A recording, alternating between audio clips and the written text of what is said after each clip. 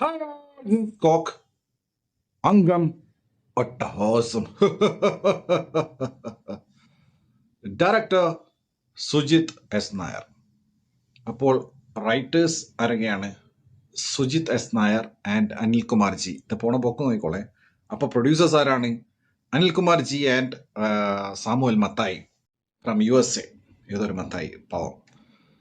ഇത് പ്രസന്റ് ചെയ്തിരിക്കുന്നത് ഗോകുലം ഗോപാലട്ടനാണ്, ഗോകുലം ഫിലിംസ്. അപ്പം ഇതിങ്ങനെ എല്ലാവരും ഇങ്ങനെ പ്രസന്റ് ചെയ്യാണ്. പ്രസന്റ് ചെയ്ത് കഴിഞ്ഞാലാണ് ഇത് സംഭവം നമ്മളിലേക്ക് എത്തുള്ളൂ. ഇതിങ്ങനെ പ്രസന്റ് ചെയ്യണമല്ലോ. അപ്പോൾ ഇതൊരു കഠോരമായിട്ടുള്ള ഒരു സിനിമയാണ്. മറ്റാരുമല്ല ഇതിലെ കഥാനായകൻ എന്ന് പറയുന്നത് മാധവ് സുരേഷ്. ഞങ്ങൾ ഘണ്ടകളല്ല, പക്ഷെ ഇതിൽ അനാഥനല്ല, സ്റ്റിൽ ഘണ്ടകളാണ്. അപ്പോൾ ഇദ്ദേഹത്തിൻ്റെ സിനിമ എനിക്ക് പേഴ്സണലി ഭയങ്കര രസമാണ്. ബീങ് മലങ്കൽ ഫിലിംസ്. കാരണം മലങ്കൾട്ട് ഈസ് മലങ്കൾട്ട്, പ്യുവർ മലങ്കൾട്ട്. അതിൽ ഒരു എണ്ണം പറഞ്ഞ മലങ്കൾട്ടാണിത്. ഇന്ന് ഞാൻ കണ്ട തിയേറ്ററിൽ കുറച്ച് പിള്ളേർ വന്നിട്ടുണ്ടായിരുന്നു. ഇനി എങ്ങനെ വന്നതെന്ന് അറിയില്ല. ടാഗൊക്കെ ഇട്ട കുറച്ച് പിള്ളേർ, ചെറിയ പിള്ളേർ. അപ്പോൾ അവർ റോ മൊത്തം ഇരുന്നിട്ട് അവരങ്ങ് അർമാദിച്ചു. പണ്ട് സന്തോഷ് പണ്ടിൻ്റെ പടം കാണാൻ വന്നില്ലേ, അതുപോലെ. കാരണം അവർ പ്ലാൻഡായിട്ട് ഇത് മാധവ് സുരേഷിൻ്റെ സിനിമയാണെന്ന് അറിഞ്ഞുകൊണ്ട് ഞങ്ങൾ അനാഥറുള്ള ഗുഡ്ഢകളാണെന്നുള്ളൊരു സാധനം എക്സ്പെക്ട് ചെയ്ത് വന്ന് ആ എക്സ്പെക്ടേഷൻസ് കംപ്ലീറ്റ്ലി മീറ്റ് ചെയ്ത് they were so happy. I was also so happy. അപ്പോൾ അങ്ങനെ ഉള്ള ഒരു മലങ്കൾട്ട് സാധനം. അപ്പോൾ ഇതിൻ്റെ പരിപാടി എന്ന് വെച്ച് കഴിഞ്ഞാൽ ഞാൻ പറഞ്ഞില്ല, ഇത് തമാശയുള്ള ഘട്ടങ്ങളാണ്, ഫുൾ വയലൻസ് ആണ്. ഇത് സർട്ടിഫിക്കേഷൻ ഇതാണ്. എന്നിട്ട് സ്റ്റിൽ ഒരു ഫാമിലി എന്തോ വഴിതെറ്റിക്കാർ വന്ന ചെറിയ പിള്ളേരെ കൊണ്ട് വന്നിട്ടുണ്ടായിരുന്നു. ഇവരെയൊക്കെയാണ് കടത്തിവിട്ടെന്ന് എനിക്കറിയില്ല. അപ്പോൾ ഇത് കുറേ പരിപാടികളുണ്ട്. ഈ സ്ലാഷർ പരിപാടി എന്ന് പറഞ്ഞു കഴിഞ്ഞാൽ ഇതിൽ വലിയൊന്നും തോന്നില്ല. കാരണം മൈദ ഒട്ടിച്ചിട്ട് പൊറോട്ടയ്ക്ക് വരിയും പോലെ അങ്ങനെയൊക്കെ ഫീൽ ചെയ്യുക. അതിൻ്റെ മുകളിൽ കുറച്ച് ബ്ലഡ് സ്റ്റെയിൻ കാക്കിയ പോലെ ഫീൽ ചെയ്യുക. പക്ഷെ അങ്ങനത്തെ കുറേ കൊഠൂരമായ സീൻസൊക്കെ ഇവർ പ്ലാൻ ചെയ്തിട്ടുണ്ട്. അതുകൊണ്ടാണ് ഇതിന് സർട്ടിഫിക്കേഷൻ അങ്ങനെ കിട്ടിയത്. അപ്പോൾ ഇതെന്ന് വെച്ചാൽ ഇതിൽ കുറേ ആൾക്കാരുണ്ട്. അലൻസിയർ ഉണ്ട്, സ്മിന്നോ സിജോ ഉണ്ട്. അപ്പോൾ അവരുടെ മകനാണ് ആര്, നിങ്ങളുടെ നെഥറാണ് മാധവ് സുരേഷ്. അപ്പോൾ പുള്ളി ഇങ്ങനെ. അപ്പോൾ ഇതിൽ പ്രധാന പരിപാടി നടക്കുന്നത് ട്രിവാൻഡ്രത്താണ്. ട്രിവാൻഡ്രം ബേസ്ഡ് പഴയ മറ്റേ ഗുണ്ടബിനു സെറ്റപ്പില്ലേ നമ്മളെ ആ ഒരു ഗുണ്ടബിനു സെറ്റപ്പിൻ്റെ ട്രിവാൻഡ്രം ബേസ്ഡ് ആയിട്ടുള്ള, കൊച്ചിയല്ല, ട്രിവാൻഡ്രം ബേസ്ഡ് ആയിട്ടുള്ള കൊട്ടേഷൻ, കുടിപ്പക, ടീംസ്, ആൾക്കാരൊക്കെ തന്നെയാണ്. അപ്പോൾ അതിൽ അവിടുത്തെ ഒരു അധികായകനായിട്ട് നന്ദു എന്ന് പറഞ്ഞു കഴിഞ്ഞാൽ നമുക്കറിയാം, ട്രിവാൻഡ്രം സ്ലാങ് സംസാരിക്കുന്ന ട്രിവാൻഡ്രത്തുള്ള നന്ദു പൊതുവാളല്ലേ, അത് വഴിപോക്കക്കാരനാണ്. ഇത് വേറെ നമ്മളെ നന്ദു. അപ്പോൾ പുള്ളിയുണ്ട്. അപ്പം ഇതിൽ പ്രധാനപ്പെട്ട ഒരു കൊട്ടൂര വില്ലൻ കാക്കസജി എന്ന് പറയുന്ന കൊട്ടൂരനുള്ള ക്രൂരൻ. അത് നമ്മുടെ ഷൈൻ ടോം ചാക്കോണ്.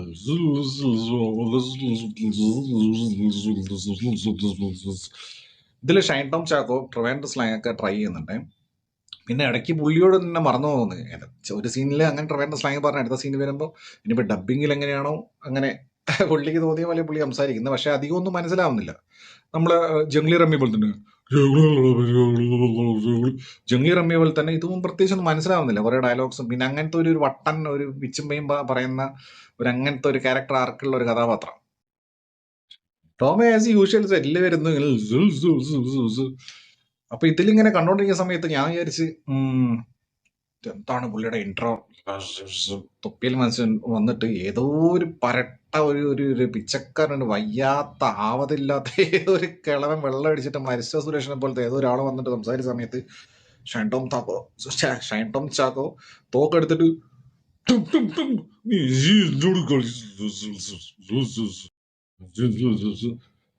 ഒരു പാവം പിടിച്ച ഒരു കിളവനെ വെടിവെച്ച് വന്നിട്ടൊക്കെ. അപ്പൊ ഇതില് പ്രത്യേകിച്ച് ലോജിക്കൊന്നും ഇല്ല. എല്ലാവരുടെ കയ്യിലും ഗണ്ണുണ്ട്, തോന്നും പോലെ വെട്ടും കുത്തും, പിന്നെ അവിടെ ഇതാക്കും, സ്കെച്ച് ചെയ്യും, പരിപാടിയാണ്. അപ്പൊ ഇത് അതിന് മാധവ് സുരേഷിനെ പറയും. മാധവ് സുരേഷിനെ കിട്ടിയിട്ട് ഇതിൽ അദ്ദേഹത്തിന് മാക്സിമം ഡയലോഗ്സ് കുറച്ച് കൊടുത്ത ഡയറക്ടർ ബില്യൻസ് ഉണ്ട്. കാരണം ഡയലോഗ്സ് മാക്സിമം കുറച്ചാ കൊടുത്ത്. എന്നിട്ട് ഇവനെ കെട്ടിയിട്ട് പറയാ, ആണുങ്ങളെ പോലെ അടിക്കടോ, കെട്ടഴിച്ചിട്ട് അടിക്കടോ, ഇതാണോടാ ഓണത്തും. അപ്പൊ ഇവൻ അടിച്ചങ്ങ് ചോര കുപ്പിച്ച് കളയും. ഹൈലി സാറ്റിസ്ഫൈഡ് പീക്ക് സാറ്റിസ്ഫാക്ഷനാ ഇവന്റെ ഡയലോഗ് ഓടിയോ, ഹോണുങ്ങളെപ്പോലെ അപ്പൊ തന്നെ അടിച്ച് ചോര കുപ്പിച്ച് കളയും. അപ്പൊ അങ്ങനത്തെ അതാണ് കുറെ മലങ്ങളുടെ മൊമെന്റ്സാ. പിന്നെ ഇവൻ ഇടയ്ക്കിടയ്ക്ക് ജയിലിൽ പോവും, ഈ മാധവ് സുരേഷ്. ജയിലിൽ പോണത് മറ്റേ ഡ്രങ്ക് ആൻഡ് ഡ്രൈവിനോ അല്ലെങ്കിൽ അങ്ങനത്തെ പെറ്റി കേസിനോ ഇതൊന്നുമല്ല. ഡ്രങ്ക് ആൻഡ് ഡ്രൈവിന് ജയിലിൽ പോകേണ്ട കാര്യം ഞാൻ പറഞ്ഞാണ്. അതായത് ചെറിയ കേസിനല്ല ഇവൻ പോണത്. ഇവൻ പോണത് പിന്നെ മർഡർ, അതുപോലെ തന്നെ പിന്നെ റേപ്പ് പോലുള്ള. റേപ്പ് എന്ന് വെച്ച് കഴിഞ്ഞാൽ ഈ സിനിമ കണ്ടാൽ മനസ്സിലാവും പുള്ളിയല്ല. അങ്ങനത്തെ കുറെ സംഭവങ്ങളൊക്കെ പോയിട്ട്, പക്ഷെ പുള്ളി ഒരുമാതിരി മറ്റേ ആലി ചന്തയ്ക്ക് പോയതുപോലെ പുള്ളി ചുമ്മാ പോയിട്ടിങ്ങ് വരും, ഇടയ്ക്കിടയ്ക്ക് പോയിട്ടിങ്ങ് വരും. ഇതെന്താ ഇങ്ങേർക്ക് പ്രത്യേകിച്ച് എന്താ സൗജന്യം ഉണ്ടോ? പുള്ളിക്ക് പിന്നെ പ്രായമൊന്നുമില്ല, ഫുൾ ടൈം അങ്ങനെ തന്നെ, ഫുൾ ടൈം കരിവരുണ്ട ജീവിതം, അതാണ് പുള്ളിയുടേത്. അപ്പോൾ പുള്ളി ഇങ്ങനെ വരും, എന്നൊരു ജയിലിൽ പോവും, വരും വരും വരും. പിന്നെ ഇതില് കുറെ സീൻസ് ഒക്കെ ഉണ്ട്. എല്ലാ സീൻസും ഞാൻ പറയുന്നില്ല. ഒരു മാസ് എലിവേഷൻ സീനാണ് അത്. എന്താണെന്ന് വെച്ച് കഴിഞ്ഞാല് ഷൈൻ ടോമും ഇദ്ദേഹം തമ്മിലുള്ള വെല്ലുവിളിയാണ്.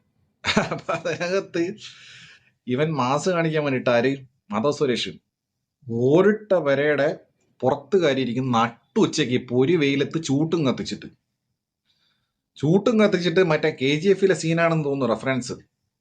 മറ്റേ റോക്കി ബായി മറ്റേ ഗണ്ണ് വെച്ചതിന് ശേഷം പഴുത്ത ഗണ്ണിന്റെ മുകളിൽ നിന്ന് സിഗരറ്റ് കത്തിക്കണ്ടല്ലോ, ചൂട്ടും കത്തിച്ച് പുരപ്പുറത്ത് കയറിയിരിക്കവൻ. ഇവനെ കണ്ടാ ചിരി വരൂലേ, എന്ത് അത് മാധവ് സുരേഷ്. എന്നിട്ട് ഇവനിങ്ങനെ ഇത് കത്തിച്ചിട്ട് ഇവനിങ്ങനെ ചാടുക താഴേക്ക്. എന്നിട്ട് വാടാ, ഇത് ലൂസിഫർ ലാലായിട്ടുണ്ടോ ഫ്രണ്ട്സ്, വാടാ. എന്നിട്ട് ഇവന്റെ ഫൈറ്റാ. ആണെങ്കിൽ ഷൈൻ ടോം ചാക്കോ മുറുക്കിക്കൊണ്ടിരിക്കാന്ന് തോന്നുന്നു, എന്റെ വായിൽ മൊത്തം മുറുക്കാനാ. വെറുതെ ഇങ്ങനെ ഇടിക്കുമ്പോ ഇങ്ങനെ ഒരു ലോഡ് ഇങ്ങനെ മുറുക്കാൻ പുറത്തേക്ക് തുപ്പാണ്. അപ്പൊ ഇതിലെ ടെക്നിക്കലൊക്കെ ഭയങ്കര ഇതാണ്. പിന്നെ വെട്ടും കുത്തും ഒക്കെ ഇവർ കാണിക്കണം, പക്ഷെ ഒന്നും വരെയും കാണിക്കുന്നില്ല. അധികം ക്യാമറ ഫ്രെയിമിന് പുറത്താ, സൗണ്ട് കൊണ്ടാണ് നമ്മളെ ചെയ്യിപ്പിക്കുന്നത്. മനസ്സിലായില്ലേ നമ്മളെ സെൻസ്.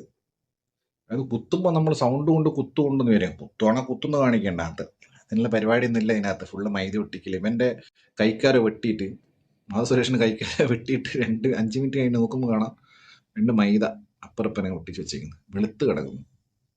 എന്തരം.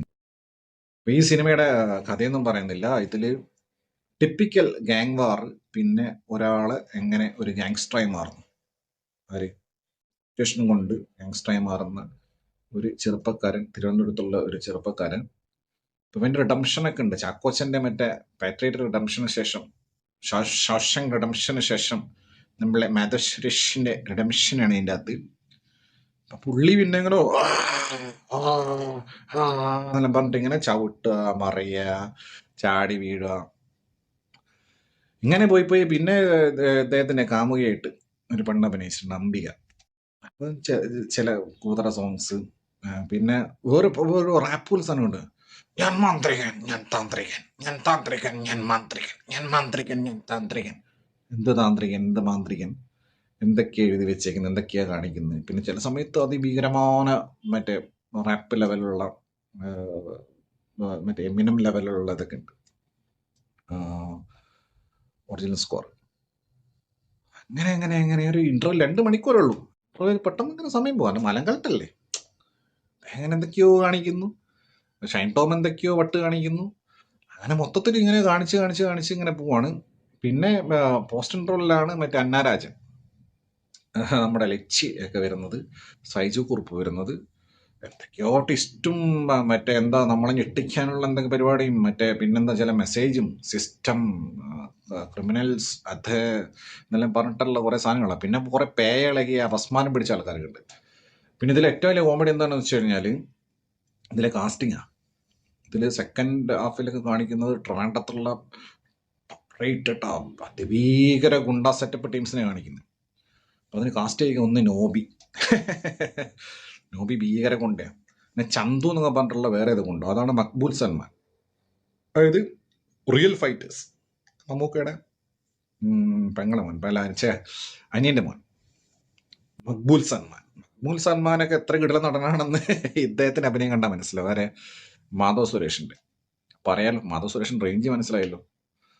അപ്പോൾ മക്ബൂൽ സൽമാൻ, പിന്നെ കുട്ടിയകലൊക്കെ ഞാനാടാ വില്ലൻ, കുട്ടികൾ, പിന്നെ പേരറിയത്ത, പിന്നെ പേയളകിയ കുറെ ടീംസ്, ഇങ്ങനെ കുറെ പേരുണ്ട്. മറ്റേ പെയാട് ഷാലു എന്നൊക്കെയാണ് ഓരോ കഥാപാത്രത്തിന്റെ പേര്. അപ്പോൾ ഇങ്ങനെ വന്നിട്ട് എന്തൊക്കെയോ ഗ്യാങ് വാർ, അത് ഇത്, കോൺസ്പിരസി, ഇതിന്റെ ബാക്ക്ഡ്രോപ്പ്, അണ്ടർവെയർ, അതിനിടയ്ക്ക് അണ്ടർവെയർ കാണിക്കുന്നുണ്ട്. ആരെ? മോദ സുരേഷിന്റെ നല്ല ഓറഞ്ച് കളറുള്ള അണ്ടർവെയർ. അപ്പൊ ഇങ്ങനെ അടിക്കുക. പിന്നെ ഈ സ്ലാഷർ പരിപാടി ഞാൻ പറഞ്ഞില്ലേ, അങ്ങനെ കഴുത്തൊക്കെ ഇങ്ങനെ മുറിക്കുന്ന കാണിക്കുക. അതായത് മൈദ കുഴച്ച് ഉരുട്ടിയിട്ട് പൊറാട്ടയ്ക്ക് മുറിക്കുക. ഇങ്ങനെ കുറച്ച് ബഡ് സ്റ്റൈനും കാണിച്ച് നമ്മളിങ്ങനെ അന്തം പടരും. മാർക്കോയാ അത് പടം, മാർക്കോ. അങ്ങനെ മുറിക്കുക. അങ്ങനെയൊക്കെ ഒരു ഒരു സിനിമ മൊത്തത്തിൽ എന്താണെന്ന് വെച്ച് കഴിഞ്ഞാൽ, ഇപ്പം ധ്യാനിനെ കുറേ ആയിട്ട് മിസ് ചെയ്യുന്നുണ്ട്. പക്ഷേ he's coming. Who is coming? Madhav Suresh. പുള്ളിയുടെ പടങ്ങൾ ഇനി എനിക്കൊരു ഹരാണത്. ഞാൻ മറ്റേ പടം അനാഥരാണ് കൊണ്ടുപോകണമെന്ന് ഞാൻ തിയേറ്ററിൽ നിന്ന് കണ്ടിട്ടില്ല. പക്ഷെ ഇനി മുതൽ മാധവ് സുരേഷിൻ്റെ ഒറ്റ സിനിമ വിടൂല. It's A pure bliss. കാരണം മലങ്കൾട്ടായിട്ട് പാക്കേജായിട്ട് ഇങ്ങ് തരുമോ എല്ലാം കൊണ്ടും. അപ്പോൾ തരുന്നത് നമ്മളങ്ങ് ഏറ്റെടുക്കുക, നമ്മളങ്ങ് ആസ്വദിക്കുക. ഒന്ന് രണ്ടാൾക്കാരെ പറയാൻ വിട്ടുപോയി. ഒന്ന് എം എ നിഷാദിൽ ഭയങ്കര ഒരു ഡാഡി. പിന്നെ വാഴ 1 മറ്റേ താടിക്കാരനൊക്കെ ഉണ്ട്. അങ്ങനെ കുറെ പേര്. പിന്നെ ഇദ്ദേഹം മറ്റേ ഇതൊക്കെ കാണിക്കുന്നുണ്ട്, ഇങ്ങനെ ഗ്ലാസ് വെച്ചിട്ട് മിഡിൽ ഫിംഗറൊക്കെ മാസാ, ഭയങ്കര മാസം മിഡിൽ ഫിംഗർ കാണിക്കുന്നത്. ഒരു മാധവ് സുരേഷ്. അപ്പൊ ഇദ്ദേഹത്തിന്റെ ഡയലോഗ് ഉണ്ട്, അത് പറഞ്ഞിട്ട് അവസാനിപ്പിക്കാം.